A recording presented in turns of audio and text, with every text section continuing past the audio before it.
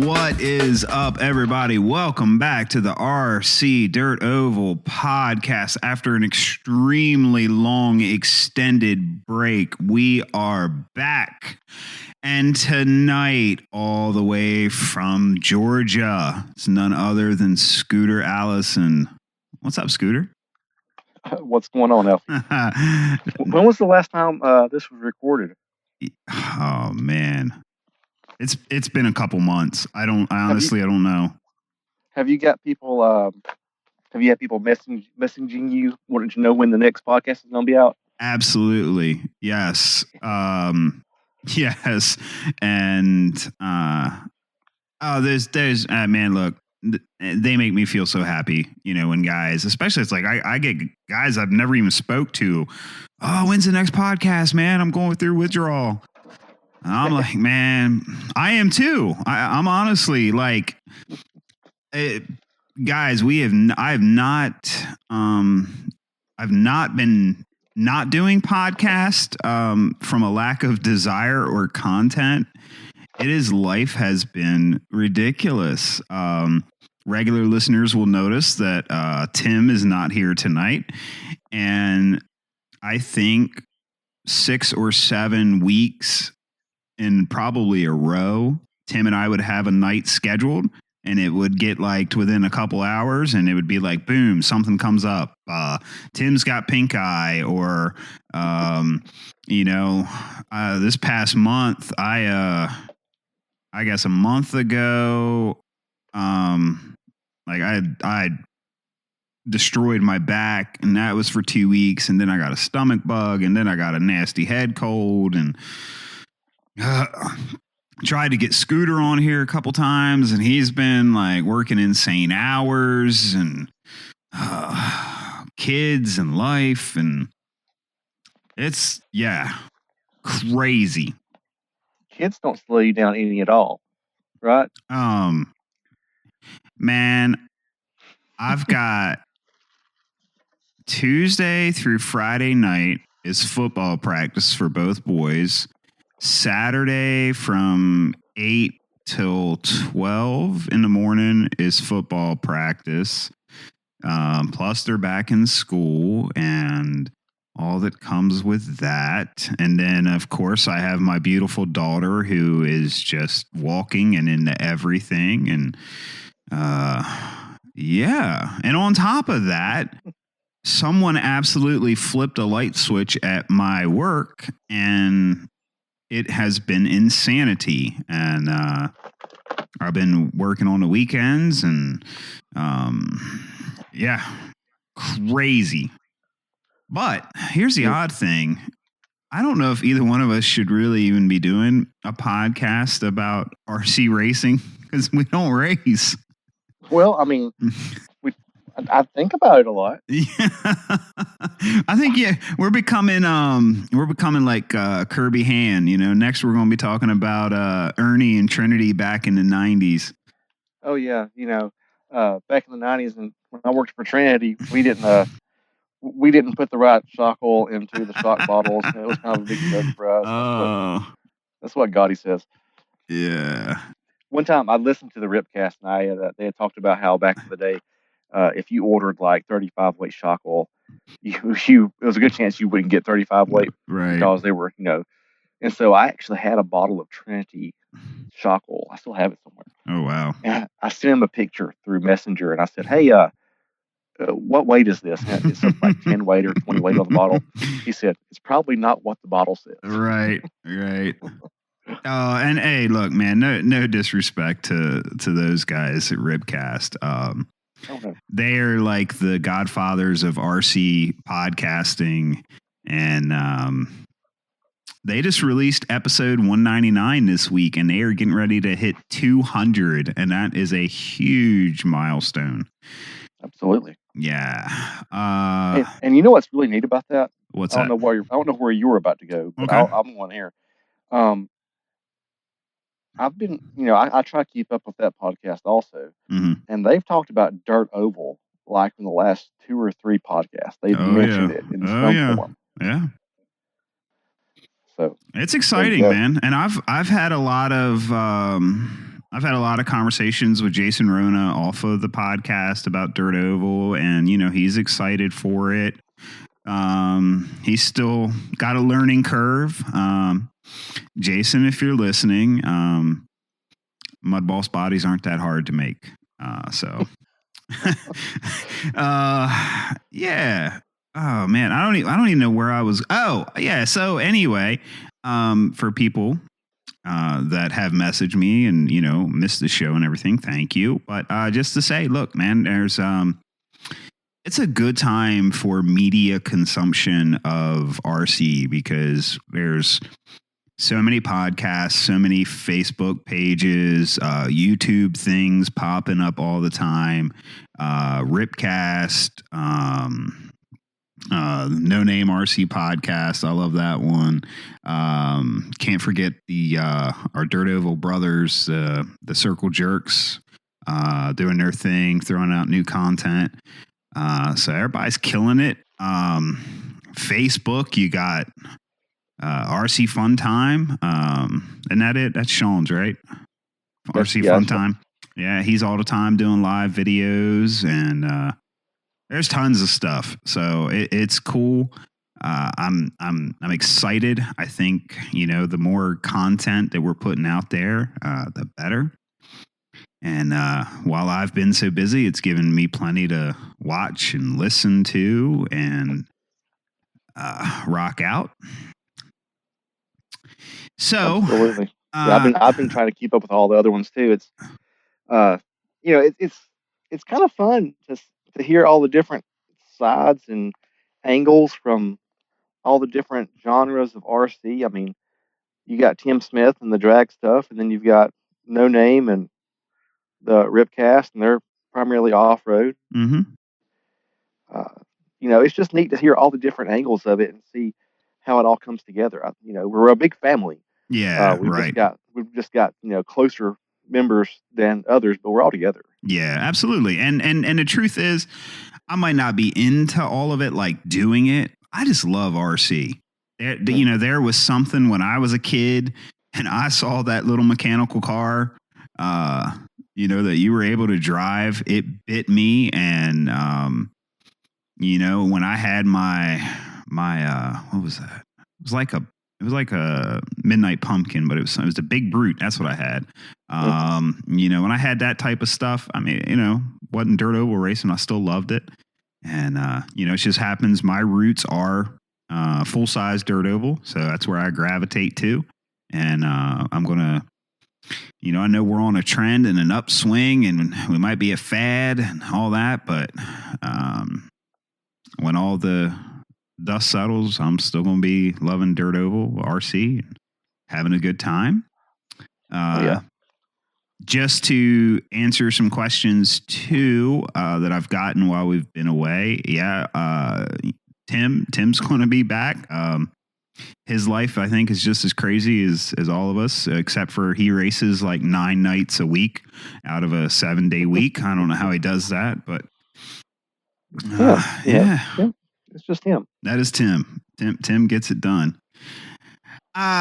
So here's something interesting that I think you and I have a bad habit, and that's that when we're not racing, we tend to buy stuff for racing, which is so odd because we're not using it, but we tend to buy stuff. So what? Yeah. Tell me over this summer, because I know you have not raced near as much as you've wanted to. What are your RC purchases? Let's see. I bought some power products parts, motor, batteries. Mm-hmm. Got a couple of Hobbywing ESCs. Stocking up on DE tires and wheels. Right. What else do I have? I bought some odds and ends. I bought just today. I need to order something. I go through eBay. We don't have a local hobby shop, so eBay is kind of my local hobby shop. And I need to order some axles, and I was kind of trying to. Whenever I do eBay, I look to see what else is available through that seller, so I can save on shipping. Oh yeah. Mm-hmm. And so I found a little J Concepts thumb wrench that oh yeah, I have to have. Yeah, I mean, it was there. Man, I bought 2 modified bodies. SC Mod. SC Mod bodies. And yeah. you're a late model guy. Yeah. They don't have front fenders, in case you didn't They know don't that. have. Yeah, I know, and it hurts to even think about it. But so I bought 2 of those, plus the other one that I have that I haven't used yet. You may keep going, or I mean. Well, I want to wait a second. How does the drone and the GoPro fit in all this?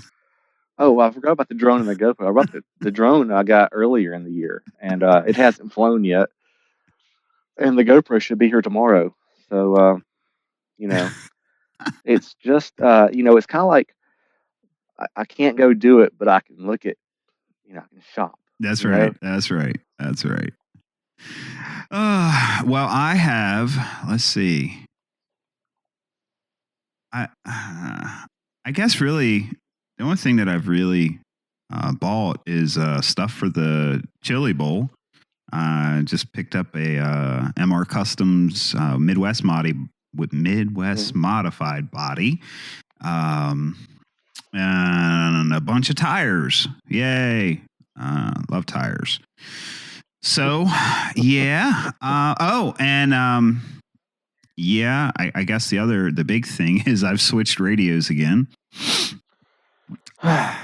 Again, how many radios have you used this year? I'm trying to think when I went back to Futaba. I think I went back to Futaba last year. I don't think so. I think it was this year. Was it? I bought some receivers from you earlier in the year. Oh, you know what? That's right. It was because I was up at Bumps and went back to Futaba right after running at Bumps. So that was had to be in the wintertime. So yeah, you're probably right. Early. So yeah, third radio. That's all. Yeah. That's just the third one. That's the third one. So here's my advice. Okay, here's my advice, kids. And I've thought a lot about this because how many times do you see a week? Looking for a good radio to get started with, and this, that, and the other. Oh, you say that all the time. Here's my advice: don't cheap out on your radio. Right. That is the thing that you are in contact with the most. And it's probably going to be one of the biggest difference makers in your driving is your radio. But just don't go cheap. Most importantly, try it out before you buy it. I had the opportunity recently to try a KO EXRR, and I'd always liked the feel of a Sanwa, but I didn't like the grip. I liked the way the car felt, like the connection. I just didn't like the grip. And so KOs are so rare. I finally had the opportunity to try one, and a certain couple of people that listen to this podcast have over the years given me advice of, oh, you should just try this, just buy this. Whatever. I know what I'm doing, and I do it, and then months later I end up buying what they said I should have bought in the first place. But so you guys were right. So anyway, made the switch over to KO. Holy cow, their receivers are expensive. But hey, it is what it is. So I haven't spent much on entry fees this summer, so I feel it's like, it's a balance. So I guess that's my big one. No cars, There you go. So you mentioned something. Is this your public announcement that you'll be at the Chili Bowl? Sure, it can be. Yes, I will be at the 2020 Chili Bowl, guaranteed. I am booked. I have an alarm set on my phone for September 25th at whatever time it is, 7 or 8 Central, to buy my entries. So I will be there with bells on, and I am looking forward to it. Last year was brutal. My wife was basically like, you do whatever you want to do, but you're not going to be in this house during the Chili Bowl next year. You drove me crazy. So, yep. That's pretty awesome. Yeah. So now we have to get you there. Yeah. So we're still working on that. So you could sell the drone, you could sell the GoPro. Let's see what else you could probably sell. 2 of the SC mod bodies, and you probably funded your trip right there. So yeah, but then I couldn't record the trip with video it, and then I couldn't. I wouldn't have a body, a spare body. You need a spare body. Oh, okay. Is that what? I don't. Hey, you know what? I did make one purchase I forgot about. My gimbal. Oh, yeah. You bought a gimbal Yeah. for your cell phone. Yes, sir. Yeah. So been doing a lot of photography work this summer. I got a nice DSLR, and I was going to buy a gimbal for it. That fell through. So I said, heck with it, man. My phone records at 4K, 60 frames per second. I'll just buy one for it. And I love it. I have so much fun with that. I think it does great for what it's supposed to do. My video editing skills still need a lot of work to get them where I want to be, but I'm happy with that. I've been helping my local track doing Facebook ads to promote it, get new people in. That's paying off. I don't know, we're 4 to 6 people that if they haven't bought them yet are buying them. And it's new people. Like, that's my goal, is like, I'm not trying to like get other racers or veterans. I want new people to the hobby. Or off-road guys that don't know what we're doing. You know, that's like, I don't want other dirt oval people from out of the area. It's not my goal. Yeah. We don't like dirt oval people. Nah, they're too finicky. They'll want to come in and sandbag in the, spec classes. Anyway, so that, if you're a track owner and you listen to this and you want some help with, trying to do some stuff like that, hit me up, message me, whatever. I'll be glad to talk you through how we've been doing it and the results that we're seeing and, everything that's involved. It's just something I think that tracks need to take advantage of. You got to leverage social media. Absolutely. All right. So let me not get distracted. Let me get into our show notes. We weren't in the notes yet? No, we weren't in the notes yet. Oh. Buddy, that was off the top of my head. I could go all night like that. But I do have some things I want to touch on. So, have you raced at all this summer? Yeah. I'm not going to mention how many times, but I've raced some. Okay. And how I had good results. Yeah, that's what it's cool, man. I like I see the podium pictures, and when you do show up, you're always in contention if you don't win. So I think that's cool. Have you had? I respect everybody else. Have you had fun though at the track? Absolutely, yeah, man. That's the thing.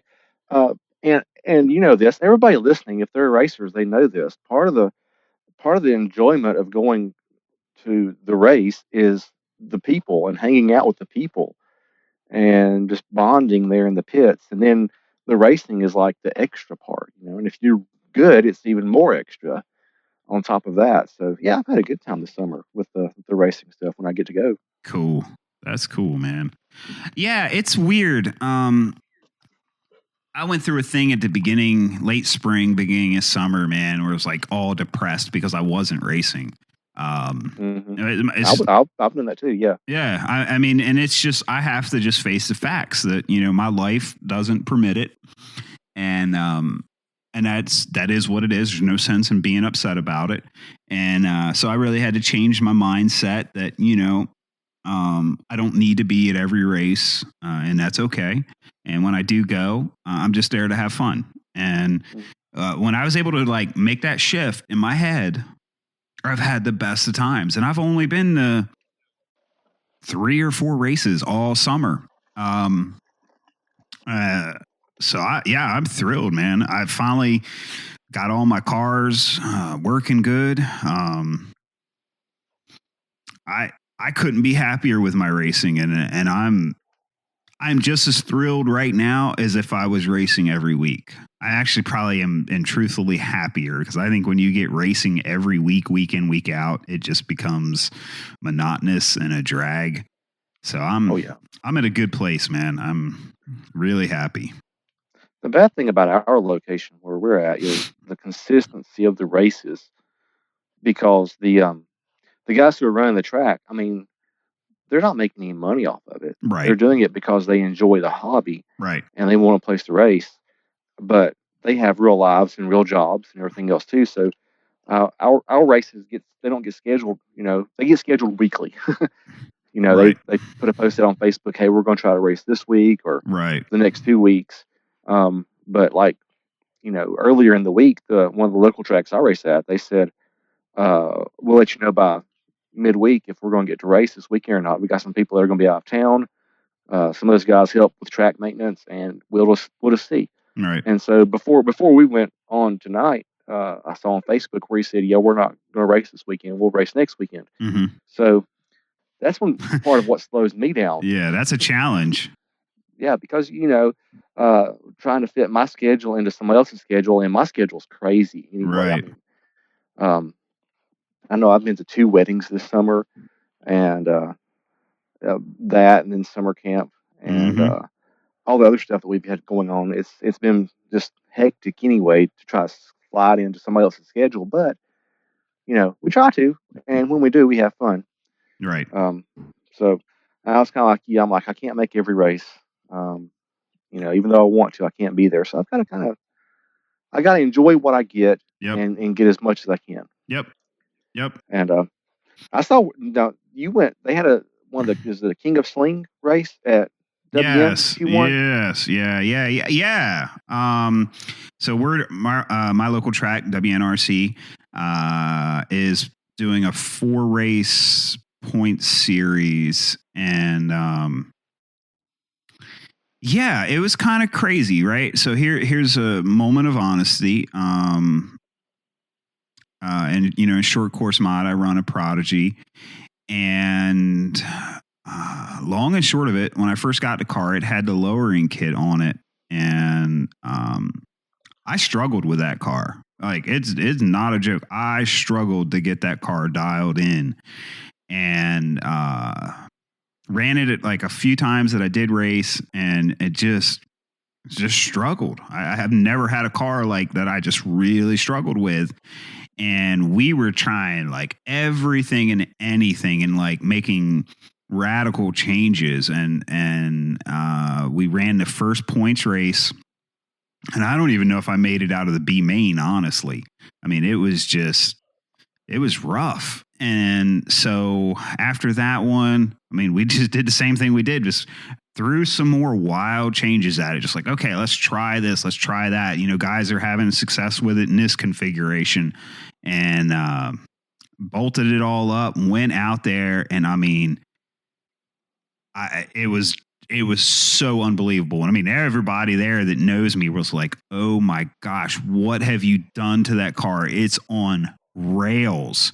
And went out and TQ'd and won, and I'm leading the points now, and we got one more race in like a week and a half. That's the finals, and so I'm going into it leading the points in that class, and I'm sitting somewhere in the top 10 of sprint. But I tell you what, this is what I can say. I was really frustrated in the beginning because I struggled so much with that car.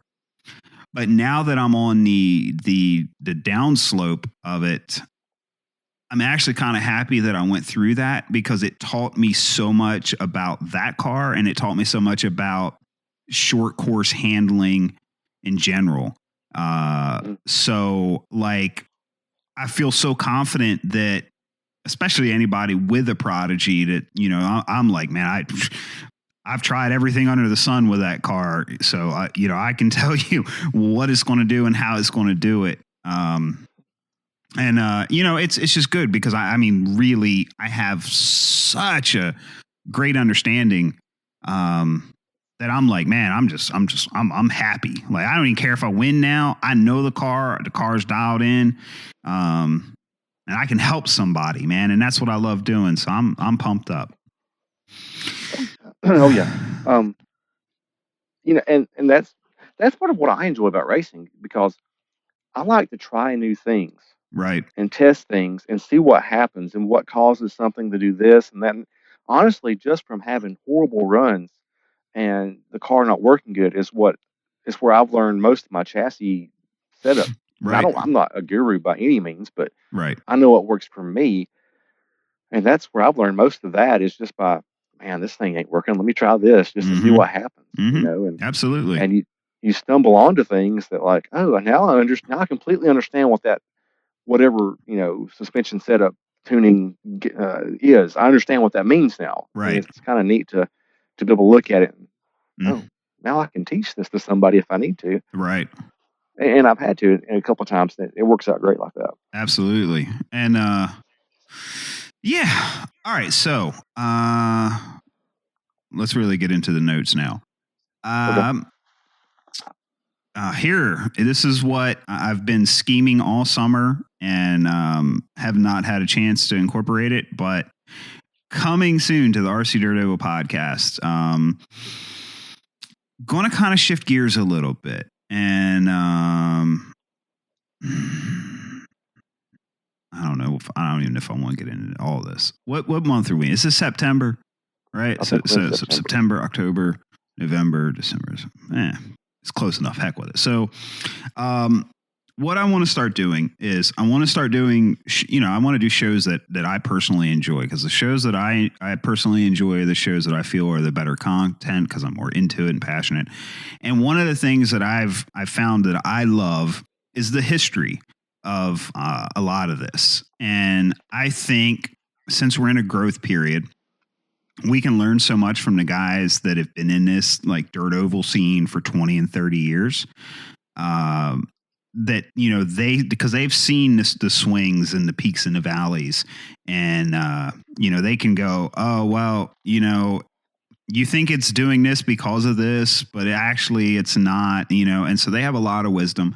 So I've got a list of names. I'm not going to get into them now because not all of them are committed.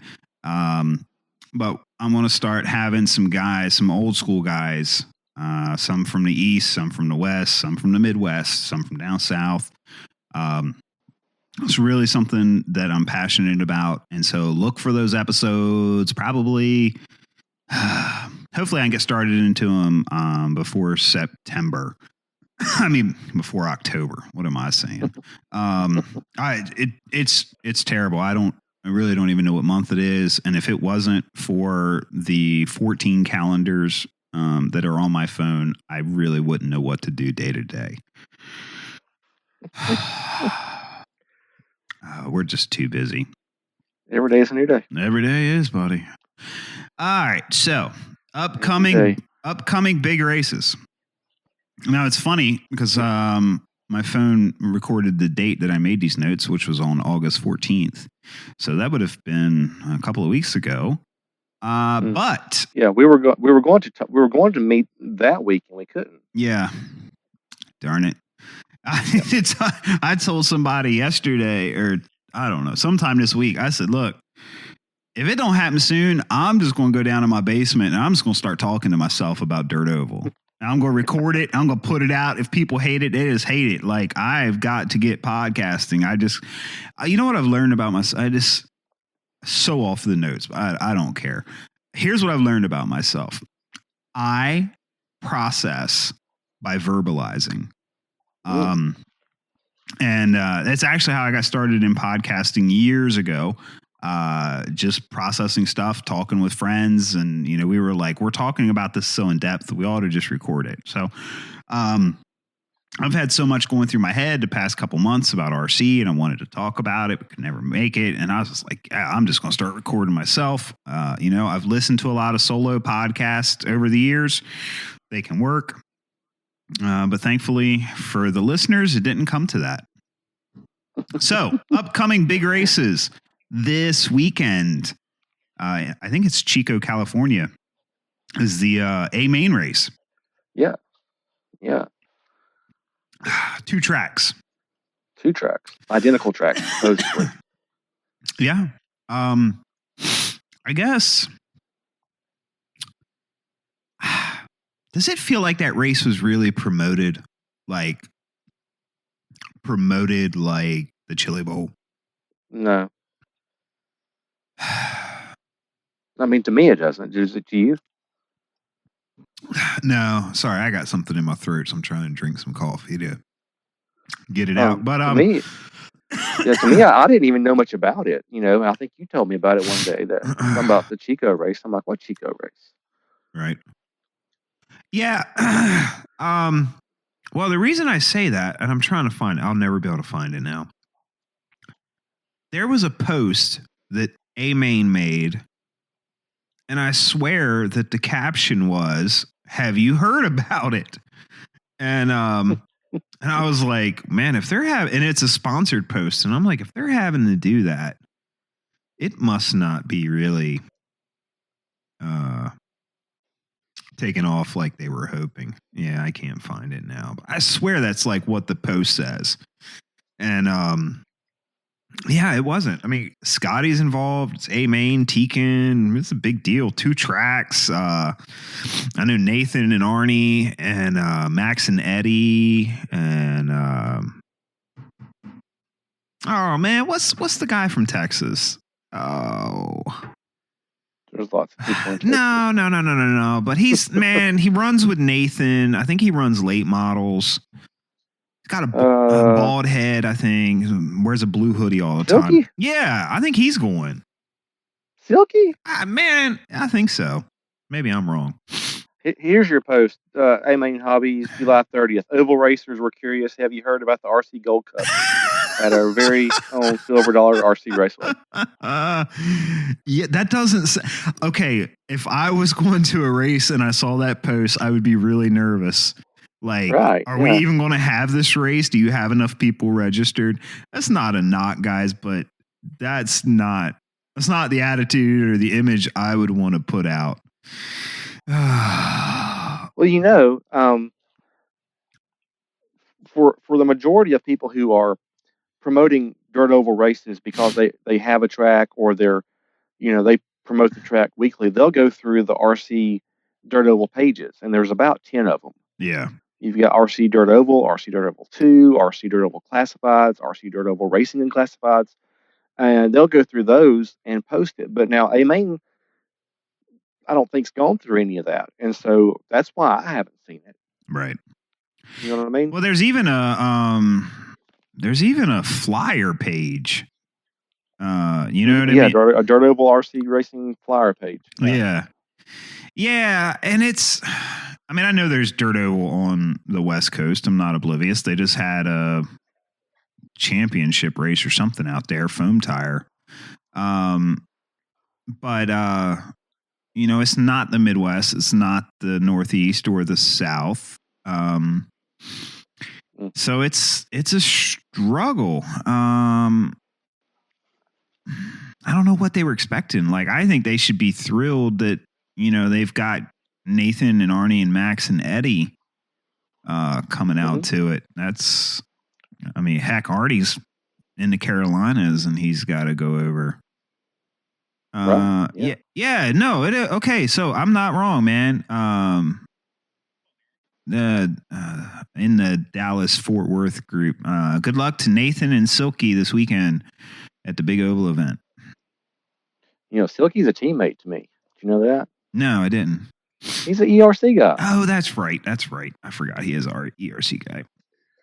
And, I also know Justin Melicote. He knows me. That's an inside joke between me and you. Yeah. Do you got a top fan badge yet, though? Because I do. I was a top fan for Justin Melicote before you was. Oh, that's right. You were. That's I don't know how that happened. I'm becoming a top fan for all these different pages that I don't ever look at. I thought it was a big deal the first time. Right. And now it's like, I don't look at that. Right. Anyway. So I look at first, man, hats off to A-Main for jumping in it, and the concept of a full-time practice track is amazing. If the Chili Bowl could pull off a full-time practice track, holy crap, would that be a game changer?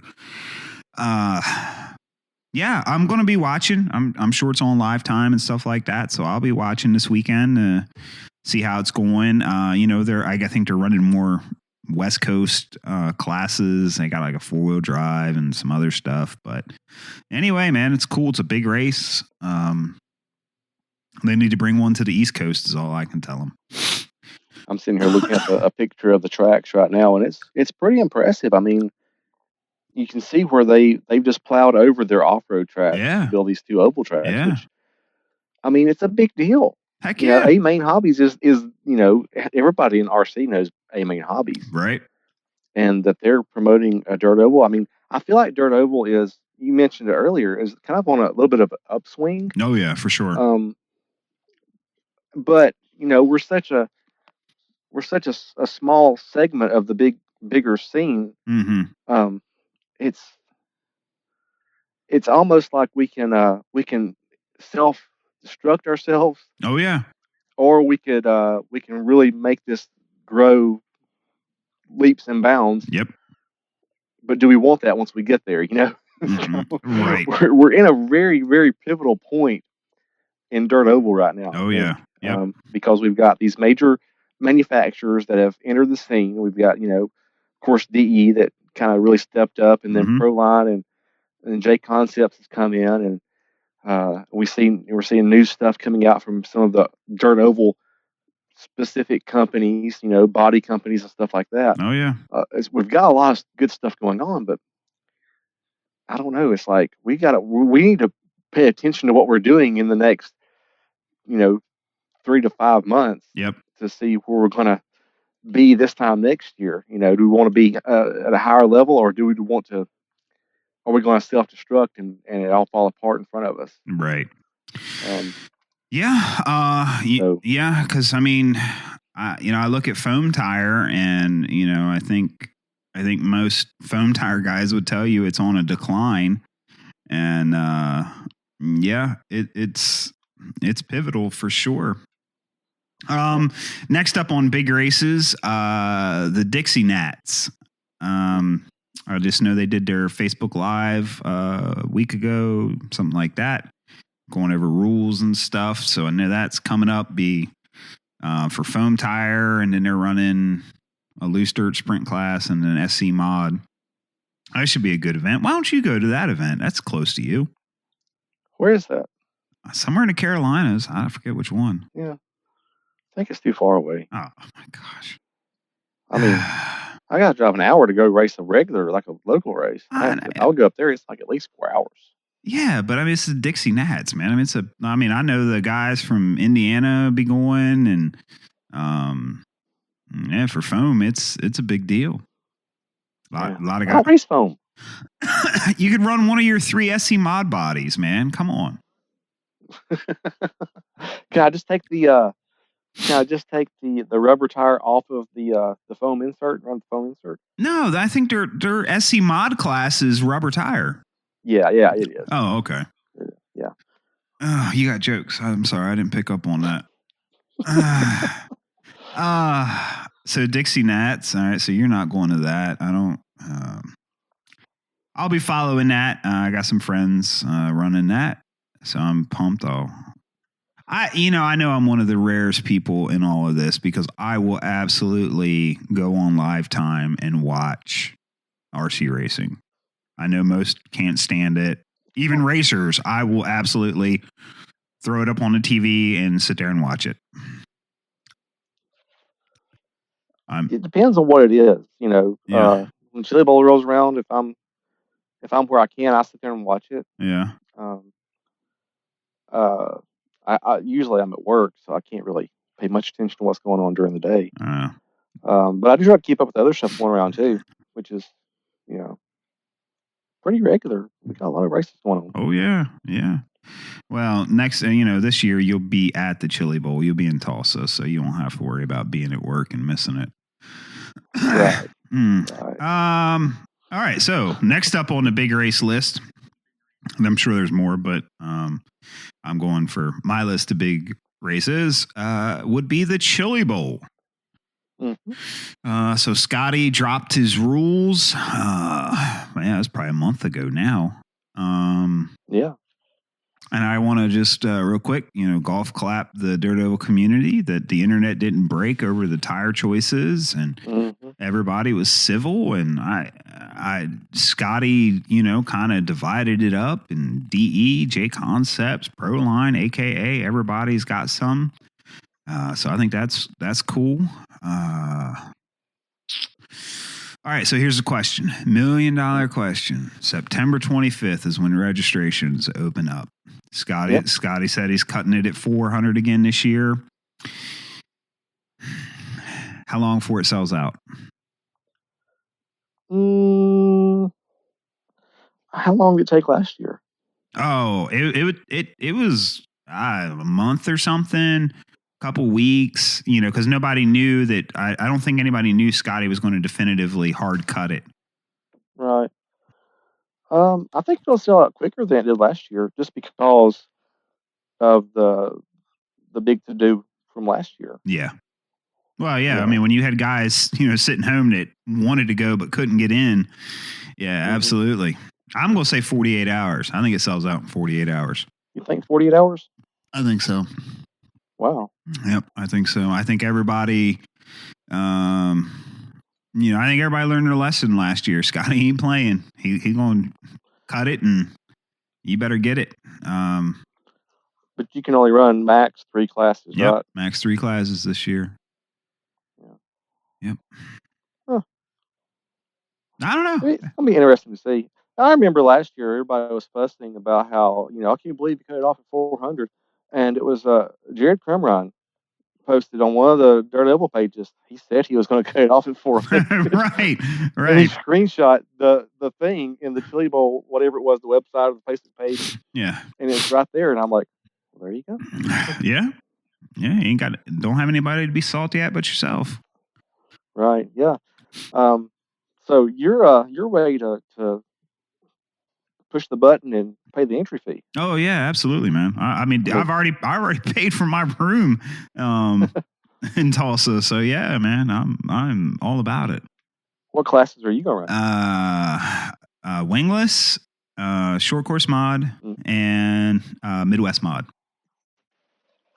Wingless. What did you say on Wingless, Midwest mod, and what? SC mod. Or just those two? No, SC mod. Okay. Midwest mod, wingless. Yep.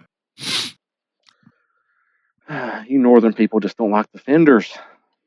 I'm not a fan of 10th scale late model. Yeah. If they ran a short course late model, I'd consider it. But 10th scale late model, I don't enjoy. I've tried it. I just don't enjoy it. I think it depends on what contract you're on. Maybe paved. I mean, some of the ones I see on the really loose dirt where they're all jacked up, they've got 4x4 trucks. I don't like that. No. But the ones that are, the bodies sit down low, they look right. They look like they'd be fun. I guess. I tell you what I saw today. I wish we would bring back, and this is, I know, I'm so crazy. Somebody, and I know they listen to this occasionally, posted, like a time hop or whatever that's called, and it was a clip from Steve Salvis running 4-wheel drive late model, and he was running a Dominator. And man, the way they could just sling those things into the corner, awesome. Oh my gosh, so awesome. Did you ever drive one of those or have one of those back in the day? No, sir. I had one. Did you? Yeah, I never got to race it. I got to practice. It was so, that was like such a cliquish, it was a cliquish class, especially down here. There was a couple of tracks where that was the main thing. Right. But the way it was when I was a kid, we just couldn't make it to those tracks all the time. They were a little further away. But I had one, and I remember, testing it and practicing and stuff. Man, that thing, you just drive off in the turn, and it was so easy to drive. Yeah. And it was so fast. For a brushed, round cell it was just so. And I remember watching them. Man, it was unreal to watch those guys dice it out and all. Oh yeah. So those were cool. Those were cool. So even back then, you were buying stuff when you couldn't race it. Man, I got that for Christmas one year. Man, come on. I still got it. Oh, do you really? Yeah, it's at my dad's house in a box. It's all taken apart. We started trying to. This was back when we raced at the Sugar Bowl, and we could run pan cars at the Sugar Bowl. That's how smooth it was. Okay. But we still had a gearbox class that we were in. That's what we called it. It was basically like the SC10s and stuff. SC10s, not SC10s, RC10s. Right. So we decided we'd just build our own car, and we took the Dominator chassis and we put the RC10 transmission on it. It was aftermarket something, and then we had like a Bolink front plate. Okay.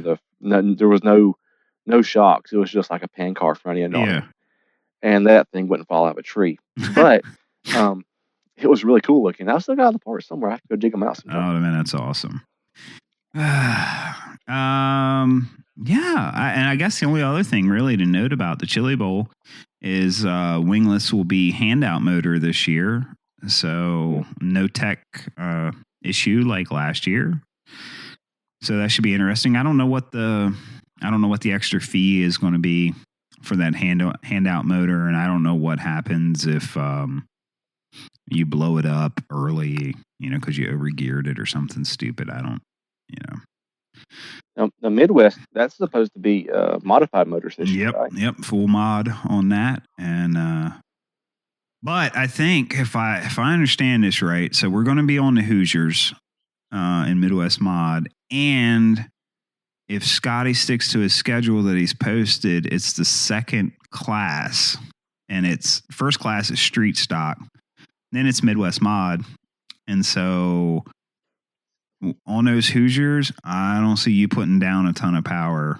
You'll have a green track and those tires that are not fantastic on a green track. So yeah, looking forward to that. I wish it was EDM, but Midwest guys want Midwest bodies. So boo. What are you gonna do? When you move the Chili Bowl up to the Northeast, you can earn your whatever you just called that thing. What was that? EDM, yes. EDM, yeah. You can run that up there. Thank you. Okay. Here we go. Next on the notes.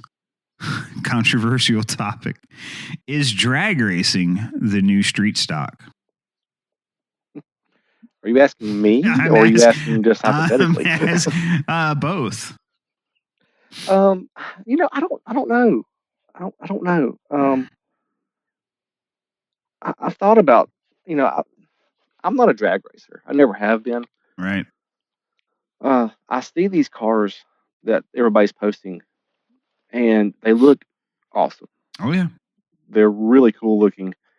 And what they're doing with the bodies, and a lot of them are using the DE tires, the sprint car tires now. Yeah. And then DE came out the slick, and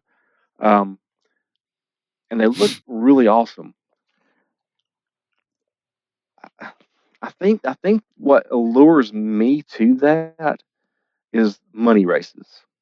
Okay. If that makes sense. Okay, Let me follow me on this. When we're racing dirt oval, I don't really care for money races because the guy behind me, no one's life is at jeopardy if he decides he wants that $25 or $50 more than I do.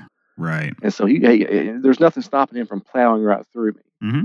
But on the drag racing, I mean, it's kind of like it's up to you. Yeah. And I can kind of see where that might be an allure for some people that want to get out there and race and make a little extra money. And because the races are short, you can't cross the line if you're disqualified. Right. That's a good point. I hadn't thought about that from that angle. Yeah. But I hope it's not a fad. Yeah. I hope that it's not just the next flash in the pan. Right. Because there seems to be some substance there. I mean, people are really kind of gravitating towards it. And what bothers, I guess not bothers isn't the right word. What maybe discourages me is I see so many oval people moving that way, and I just hate seeing the oval crowd. Yeah, move on to dip something off else. because of that. But I guess keeping somebody in RC racing is more important than worrying about what genre they race in. Right. Yeah, that's true. So what are your thoughts? Well, I don't want to sound like an off-road person talking about dirt oval. It's just a fad, and it's because of the perception of easiness, and I think the part of the appeal is the scale realism, right? And if off-road would ever get that figured out, off-road would explode. Yeah. But a buggy looks like nothing. And dirt oval, part of the appeal has been the scale realism. Right. Scaling is big because of the scale realism. Drag racing, scale realism. So I see that draw of it. They look awesome. I do believe there's a segment of people that think, oh, it's just going straight. I can do that. But I can tell you without a doubt, it's like any other form of racing. It's an art form. And, if you go into it of going, hey, I'm just going to go out, to the parking lot, do some street racing, have fun, come back home, have a blast. But yeah, don't think you're going to drop down into it and crush it because, you're a decent RC guy. Right. Not going to happen. Yeah. I think there's a lot of the tuning aspect of it as well, because like you say, you can't just expect to pull the trigger and it goes straight. Oh, heck no. Especially with the power and stuff they're putting in, especially like the no prep cars. Right. And so there is an art form and there is a driving to it. It's not something that appeals to me as far as racing. And that's not to say I won't have one. I've got components to put one together. I didn't buy it. I traded for it. Okay. But I got a Mustang body that I bought probably a year ago. The J Concepts body, and it's still sitting in the bag. Yeah, my Chevelle body's looking at me right now. But it's just not what it's like off-road. Off-road racing doesn't appeal to me, but I have the highest respect for the people that do it. Sure. Because there is, it's an art form. I think there's a high level of skill that it takes to be competitive in oval. Right. I'm just saying that all these different genres of RC have their skill set that you can either excel at or not. So I know there's some tuning to it, and I think that's what would appeal to me mostly is the tuning to get the car to go from one end to the other the fastest. Yeah. It wouldn't be so much the driving of it, because to me it's like it doesn't appeal to me. Yep, I think it's fair enough. But I would definitely do respect the tuning aspect of it, and the tinkering and stuff like that. To me, though, I mean, I don't know how long the race lasts. I know it can't last more than a couple of seconds.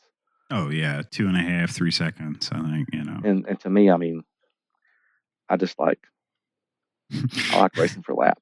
Well, that's the thing. How many people have you heard complain? And I'm one to do it. Spend 8 hours at the track for 20 minutes of racing. Oh yeah.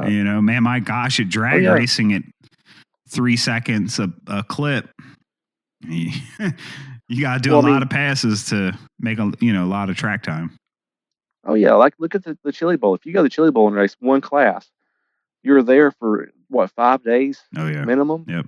And how many minutes do you actually get of track time? Oh, I figured it up when I was there in 2018, and I had like a total of 42 minutes or 32 minutes of track time for 2 or 3 classes in there a week. Oh yeah, it's ridiculous. Right. Yeah. So people look at that part of it from racing oval or off road, and they're like, I can't believe you just raced for 4 minutes or whatever. Yeah. You know, yeah. I mean, that's kind of what I'm saying with the drag stuff. You know, I Yep. can believe you only race for a couple of seconds, um, but there again, I mean, everybody has the things that they like, and if that's what they like, then you know, Yeah, promote what you like. that's Let me put right. it that way. That's right. All right. Next on the list, and I can tell these are from based off of social media things from a couple of weeks ago. Is there a decline in dirt oval right now? No. No. We talked about the tracks and the races that are coming up in A Main, and then Oh yeah. you had the thing at the J Concepts Hobbyplex thing, Yep. you know, back a couple of months ago, and then all the the companies they're coming in and making some dirt oval, not necessarily specific, but dirt oval oriented parts. I just don't think there's a decline in it. I think Nah. that with the advent of the drag racing taking off like it has, I think we see a few less numbers, or I'm not going to say that. We see more people posting drag stuff that used to post dirt oval stuff, Yep. but I don't think they've stepped away from dirt oval. I think they've just stepped into drag racing. No, I agree. I agree. And you know, there was a couple of days where all I saw was like, oh yeah, numbers are in a decline at our track. Yeah, I saw that too. What's going on at your track? Because that's not what I'm hearing from the vast majority. Right. Yeah, I don't know. All I can say is that at my local track, it's growing. And there are both people completely new to the hobby, and there are older veterans, carpet racers and stuff that are jumping into it. So this just kind of happened chance. We got an older carpet racer who's been racing all season. He's getting his feet under him really good. He's starting to be a high level competitor with us, and he was chatting with some buddies one day when we were at the track, and they were on their way to a full size race. They race full size cars, and en route, the full size track got rained out, so they swung in and visited with us. And I think within a week, they both bought new sprint cars. They just loved it so much, and so yeah, man, we're I would say maybe take a look at what is actually the culture of your track. We're doing good. A lot of tracks I talk to are doing good. So, and that leads me to my next one, and my last really point of tonight. And I lost it that quick. Thanks, phone. If you love the hobby, what are you doing to grow it? There you go. That's the thing.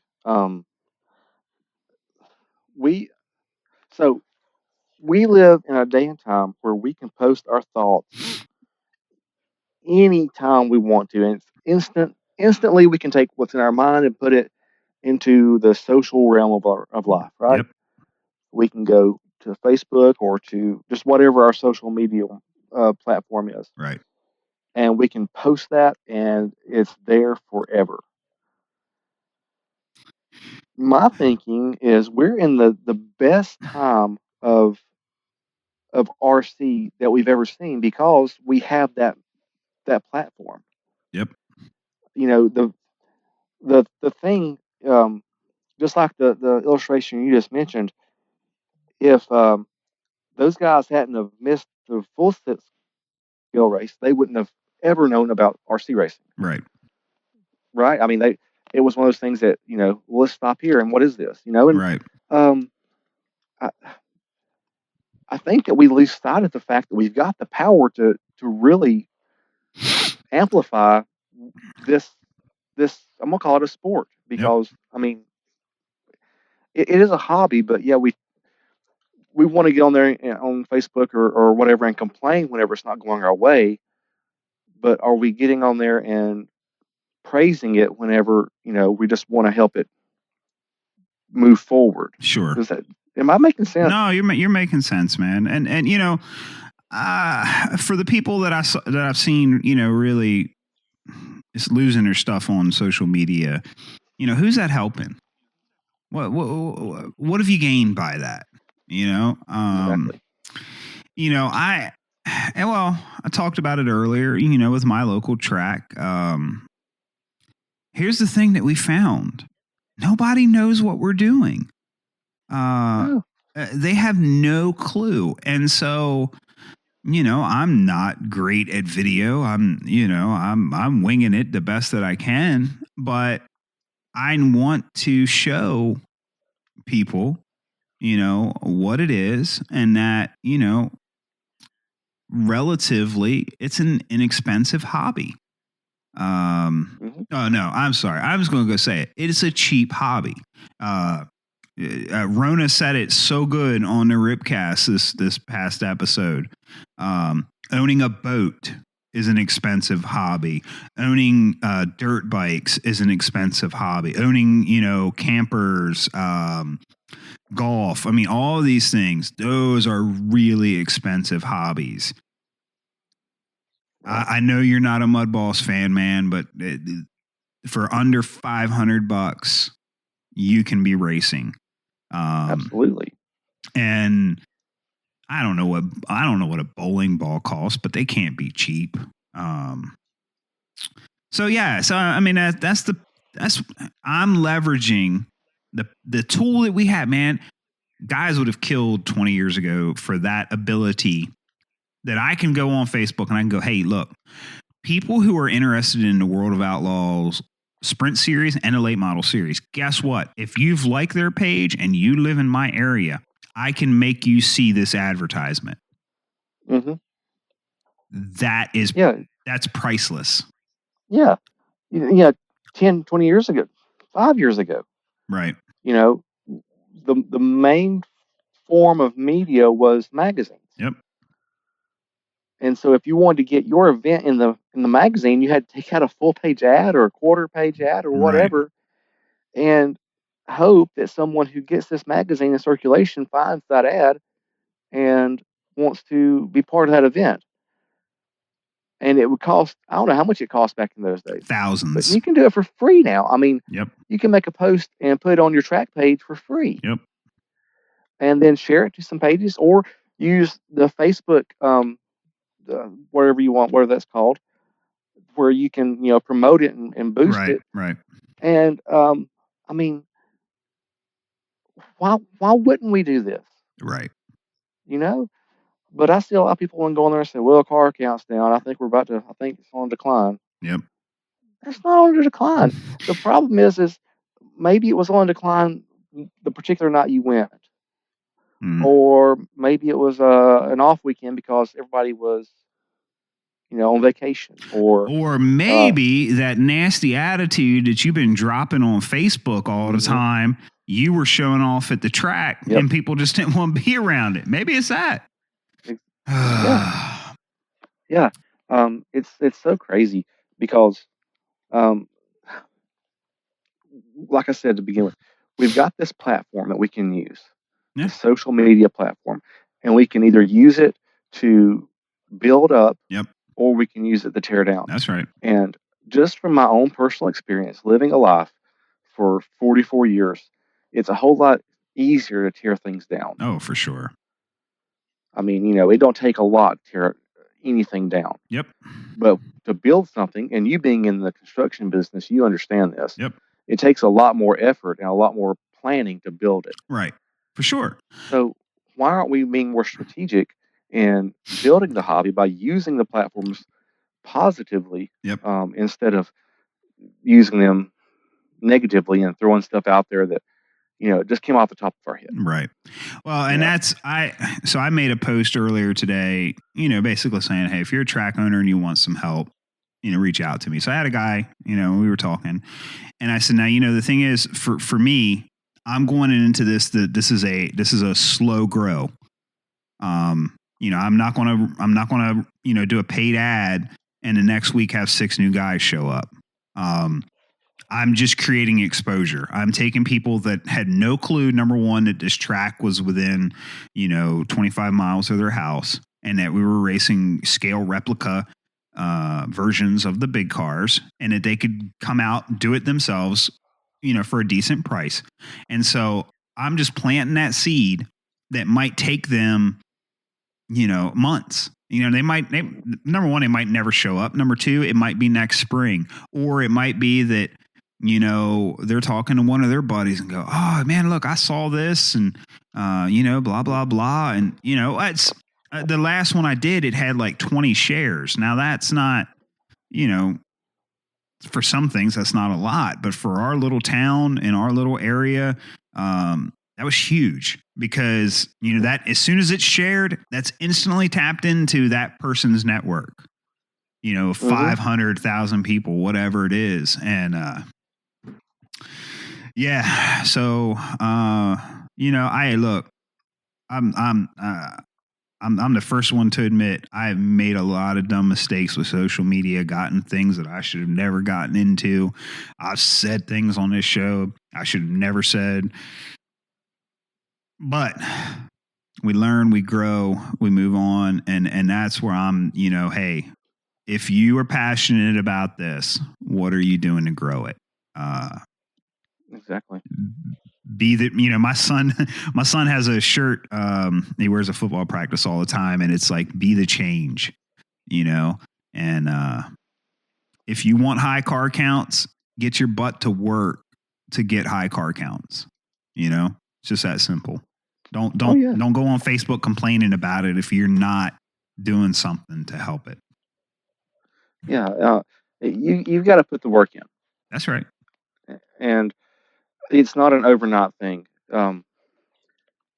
Here where we're at, it's not. It's RC racing isn't huge. Oval racing isn't huge. The off road scene's been big for several years.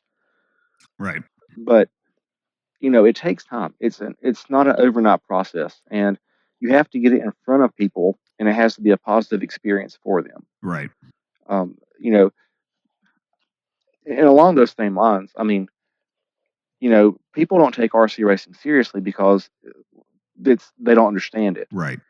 The people that do see it or hear that you do it, they're like, oh, that's okay, that's weird, because they, and everyone's talked about this. They relate RC racing to Walmart toys. Yep.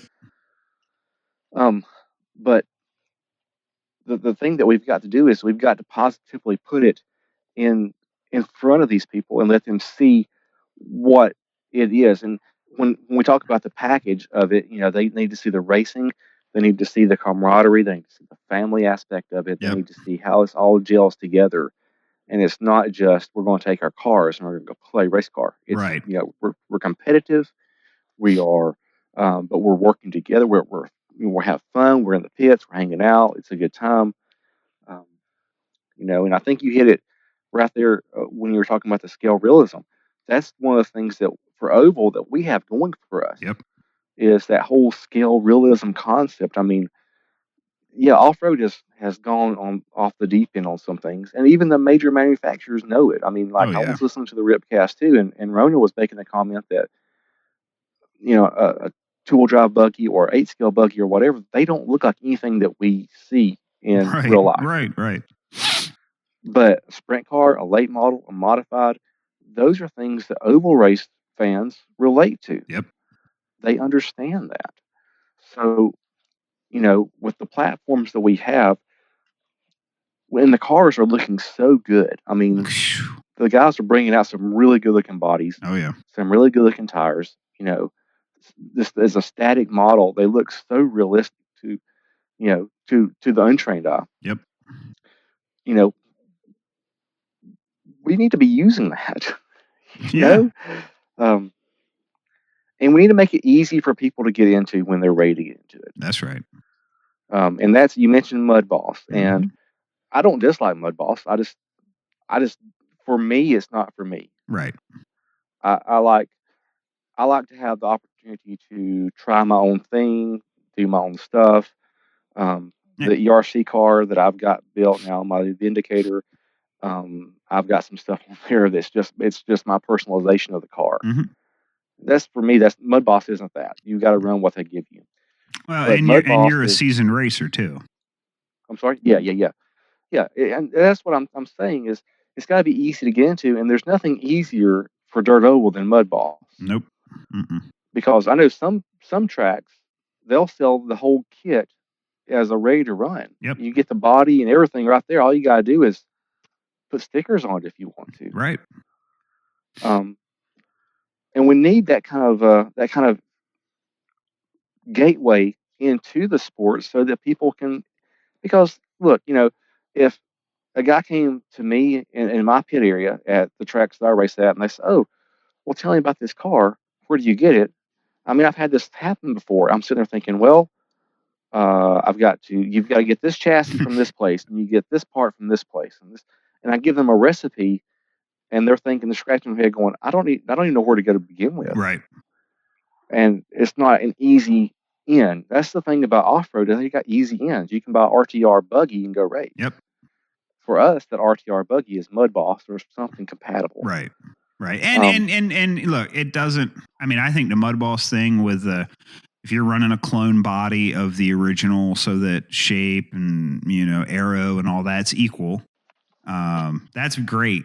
I think it's a good equalizer. But I mean, as long as you have a stock / class, whether you throw a late model or a SC mod body, whatever. But stock / class is so hard to beat. And I know one of the things that I've talked with Adam, my track owner, for next season, as we're trying to bring in new people and we're so scarce on hobby shops around here, if there's any way he could have a slash, brand new in the box and, affordable lipo and an affordable charger and a body sitting there, man, that's home run. Cause they show up. Oh, okay. Well, what do I need? Well, look, boom, here it is, $400, whatever the number is, Right. And, and look, we'll even help you get it set up, Yeah. And there has to be some kind of way to kind of offset that sticker shock a little bit, because like we mentioned, most people relate RC racing to what they see at Walmart, and they're like, they see a $59 RC car, like, wow, that's Right. really expensive. Right. There's no way I would pay $59 for this toy car. Right. And then we throw out a number like a $400 ready run. We've got to show them, well, here's what you're getting, and compare it to, skis if you water ski or if you snow ski. Oh, for sure. Or if you're going to go hunting, or if you're comparatively, that's cheap. Oh my to get into gosh. something that you can spend time working on, time with your family, time with your RC friends, getting away from reality. I mean, it's a cheap way to invest time into something you enjoy with other people. Yep. So we have to have some kind of entryway into it, and we have to make it we have to show people that it's fun. Without those two things, I mean, yeah, it's going to decline. Yep. If all we do is use our social media for the negativity of the sport, and there's plenty of it, then nobody goes out looking for a bad time. Right. Dude, he doesn't listen to it, and if he does, I don't care. I saw a guy today, we'll say from the Northeast, who's well known, put out some post about, I can't say who you are, but your time is coming and all this. And I'm like, dude, you could have picked up your phone and called a guy. You could have anything but this. Cause I mean, I looked and there was like 80 comments of just nothing but trash, and it's like, you're so well known, man. Like, be the example. Don't be that crap. Right. Absolutely. I don't think I want to someday go back and listen to every episode I've ever done. I don't know if I've ever done an episode where I've not rallied against being a jerk on social media. I think that's a reoccurring theme of this show. But it's so easy, Yeah. I mean, it's like I said, we have all we gotta do is get our phone out of our pocket and type off whatever it is that's on our mind. Yep. And hit send. And a lot of people don't even think about, that doing anything negative. Right. For them, it's a positive because it's out of their mind. But Yeah. it really can. Things can be torn down a whole lot easier than they can be built up. That's right. Let's be builders, man, not terrors. Terror downers. Maybe. Terror downers. Is that a phrase? Sure. Just made it. Can we hashtag that? Yeah, hashtag that. Hashtag terror downers. Yeah. Well, you know what? Looking at the recording here, we have gone over an hour, I think. So. But look. Hey, now, whoa. look. Yeah. An hour is nothing to the No Name RC podcast. Hey, Lefty the Great, man. He's a champ. I mean, yeah. Well, and the secret is too that he does a lot of segments and they're recorded at different times. Yeah, that's true. And he's got JQ. Well, yeah. If I had a JQ, I wouldn't do a show. But oh man! Hey, have you listened to the latest one? No, the one that just came out this week. No, I haven't. I haven't listened to the No Name in quite a while. Man, you need to listen to this one. Billy Telesco from Agama's on there. Yeah, okay. He's legit. Okay. He's legit. All right. He said a lot of stuff that I wish I would say. Oh, wow. Okay. I'll check it out. Yeah. Yeah, I just got, there was a period where it was like every episode was about RCGP and. Oh, it still is. Oh, okay. Yeah, it still is. Yeah. But they have their own RCGP podcast as well. I did see that. So I was kind of hoping it would take some of that off of it, but apparently not. Pretty much. I mean, it's kind of a mainstay. They're going to talk about it. Yeah. And they're going to mention it. Yeah, that's their thing. He's going to ask the guests what they think about it. And the guests are they don't sugarcoat anything. If they don't agree with it, they tell it. I remember Mayfield. And and they record it and they keep it on there, which is, I think, is awesome. Yep. That part is good. But, JQ, he loves any publicity, so he doesn't care. Oh, yeah. All right, so I think that's it for me, man. You got anything else? Let's see. So going into hour number 2. Yeah. I'm just joking. Well, so we covered everything that we were going to cover a month ago. I think that's good. Yep. So in 2 months from now, we'll cover everything that happened between now and... We will absolutely be back before then. Absolutely.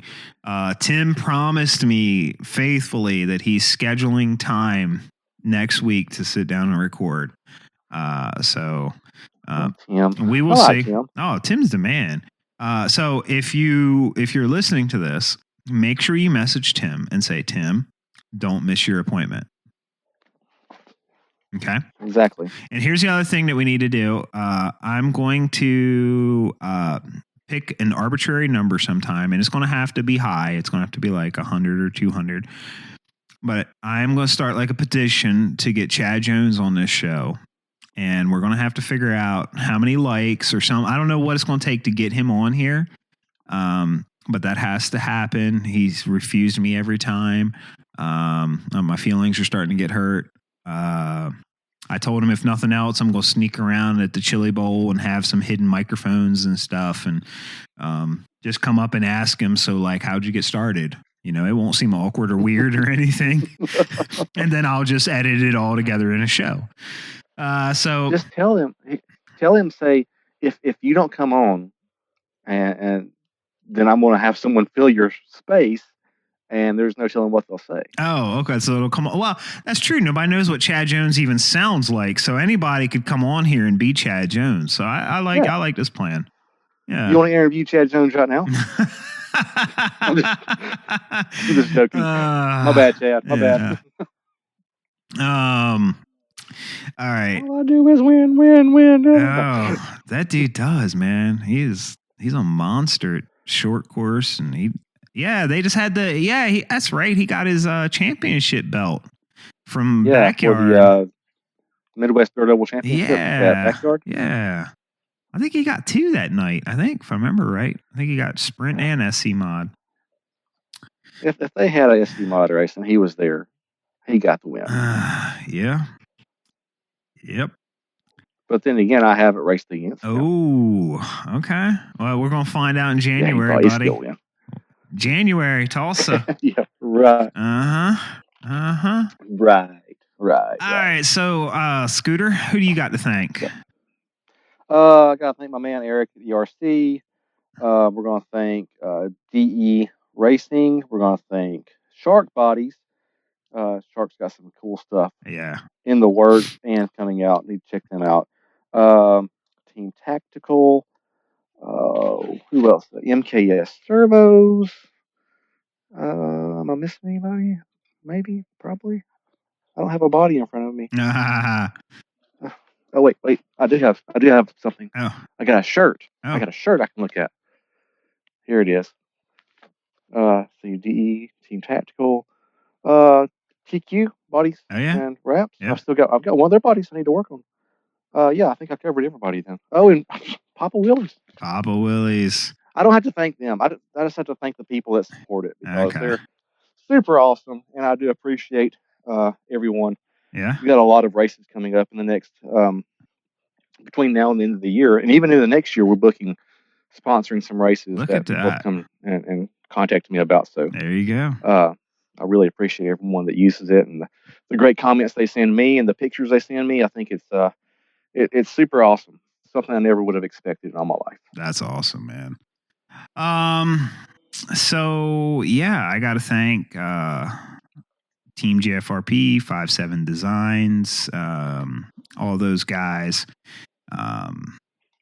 Yeah, the whole team's awesome. Great people. Happy to be running their stuff. TQ Bodies and Wraps. I got to thank my local track owner, Adam, at WNRC. He's just an awesome dude. And he's part of TQ Bodies, but if I have a crazy idea, he draws it up and makes it. And yeah, he really takes good care of me. Tekin, MKS, Proline. I don't have anything. I don't even have a shirt down here. Yeah, and last, of course, Papa Willie's. I just got me a big Papa Willie's care package in the mail, and got the slick metal bottles and got a banner. I'm going to put that in the enclosed trailer and rock that. And he's not here, so this makes it even funnier. I hear that there is a special promo code for listeners of this podcast for the Papa Willie's website. Is that correct? That is correct. And do you have the deets on that? 15% off. Right. With promo code Tim Wraps. Heck yeah, he does. Tim Wraps. TIMRAPS at papawillies.net. Yes. Get you 15% off through the end of September. So use that. And Tim will wrap for us on his next visit here with the podcast. Awesome. I love it. He probably won't. Man, Shane Wheeler's been on that dude for 2 years to rap, and it's not happened. So when Tim makes it to Tulsa, we will make sure he raps. Absolutely. Even if it's a present. That's funny. All right. Well, it's after 11 o'clock, so I need to get to bed. Oh, it is. Well. Yeah. All right. So, guys, look, seriously, thanks for hanging out, and thanks for sticking with the podcast and sending me messages saying you missed it. That's awesome. We will be back sooner than 6 months or however long this outrageous break was with some new stuff. Hopefully Tim can make it out next week and bust another episode out and hear how a man fits 9 nights of racing in the 7-day week. And all of his he's got some announcements. He's already made them via social media and stuff like that, but they're still cool. So I don't want to spoil them for him. I'll let him make those. And yeah, guys, you know where to find us on Facebook and the social media outlets and all that good stuff. And until next time, that's a wrap.